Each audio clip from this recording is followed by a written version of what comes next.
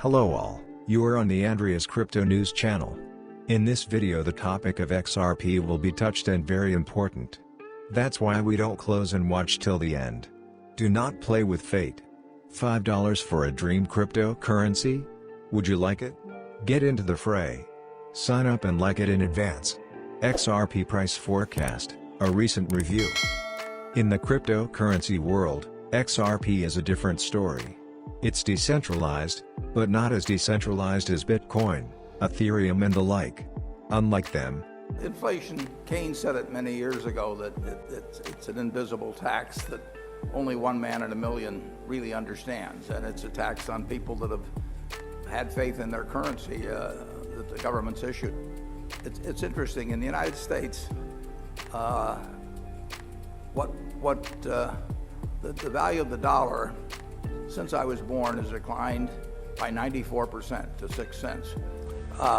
So inflation appropriate for XRP. There's a lawsuit hanging over Ripple right now. A group of people are saying that XRP and Ripple are sort of tied together, and that XRP could be considered an unregistered security. What would you say to them? Well, it's pending litigation, so I'll probably be a little bit muted on the topic. Suffice it to say, we don't think it has merit. These are people who didn't buy XRP from us. We also don't believe XRP is a security. I think, one of the poignant arguments in my point of view is, if I went back to the office and said to the team at Ripple, hey, we're shutting down, XRP trades on 130, 140 exchanges around the world. XRP would keep trading. So you're like, wait a minute. Okay, so it's a security of what? It's not a security of Ripple. It doesn't give you the rights to dividends or ownership of Ripple, the company. We have shareholders of Ripple, right? We raised a Series A financing, a Series B financing, and we own a lot of XRP, but they're two separate things. At the same time, we've seen recently Block One had the hammer come down on them from regulators. They were basically said that they were selling an unregistered security. $24 million. Just it's interesting you call that a hammer. They raised $4 billion and they yeah, it's a light hammer. It's a light hammer. You and I would never judge what a hammer is. Maybe it's a fly swatter. hammer. Either way, so what's the difference between Block One and their token EOS versus what you guys are working on? Well, I think one really important distinction is the XRP ledger existed before Ripple, the company. It's a public blockchain. You can go back and see kind of transactions 0, 1, 2, 3. You can see when Ripple was incorporated in the Secretary of State in California.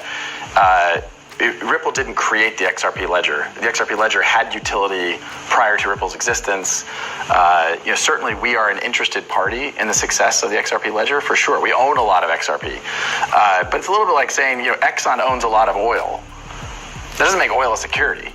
Exxon's clearly interested in how to, we can argue about the health of the, I'm not here to debate carbon emissions. Climate crisis, you want to get into that? This is an example I wanted to choose here, but suffice it to say, Exxon cares a lot because they have a lot that they're relatively unfamiliar with or new, and it's just an interesting activity, being a financial regulator and sitting in your chair. So, when you think about the technology and the challenges that poses, how do you go about the business of identifying and keeping your eye out for the risks, again, not just or associated with the product, but with the technology itself as it becomes either commoditized or infiltrates the traditional financial marketplace? Well, again, we're for innovation. So really in more mature areas like use of the cloud or artificial intelligence, there continues to be challenges of how regulators look at those things. Does the cloud represent a higher degree of cyber risk? Is artificial intelligence, if you use it, do you perhaps violate concepts of fair lending or disparate impact that are concepts the CFPB has? So all these are questions that really need to be solved. So I consider that kind of the crypto's kind of the new thing. The core fintech are sort of established processes that have gotten to some stage of maturity, but still need increased level of maturity for regulation. So that's why in that report we kind of separated the two. One, we weren't finished with the digital asset work, so we weren't ready to publish on it. And two, those reports were Treasury recommendations. They weren't interagency, so we did sort of make an effort of triangulating with other regulators, but they were really our thoughts. We had the pen. So that's, so really the excluding digital assets from that report is just a matter of, if that report was a year from now, it would have been integrated. But I do think it's important to look at the nature of fintech, and these are fairly traditional, addressing fairly traditional financial services needs. It's sort of, in some ways, a disruptive marketing technique. It can be a disruptive credit analysis technique.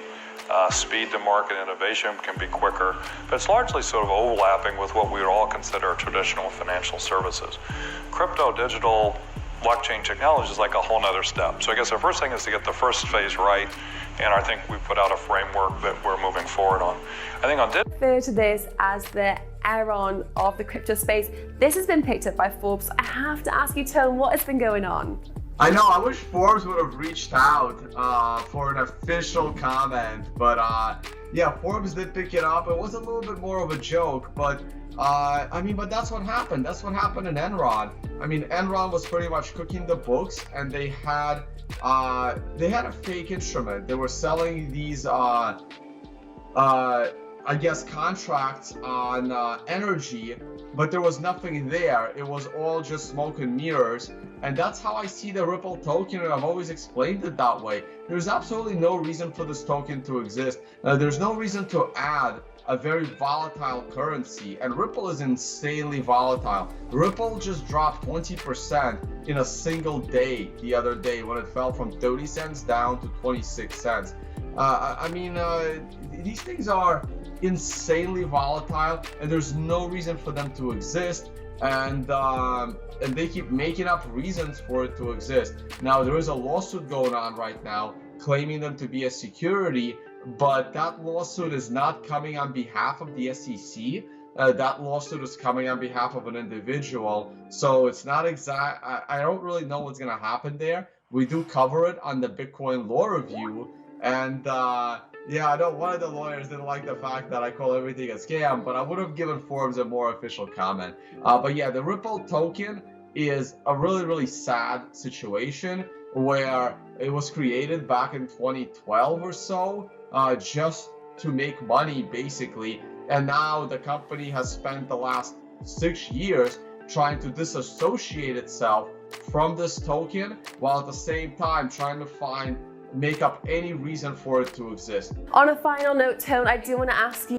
So 3 to 5 years is tricky. If you'd said 30 years, I think I could give you a more accurate vision. I think 3 to 5 years has a lot of dependencies on, does our economy reopen in the next 6 months? What happens with the presidential election? What happens with China on various immediate issues of national security? So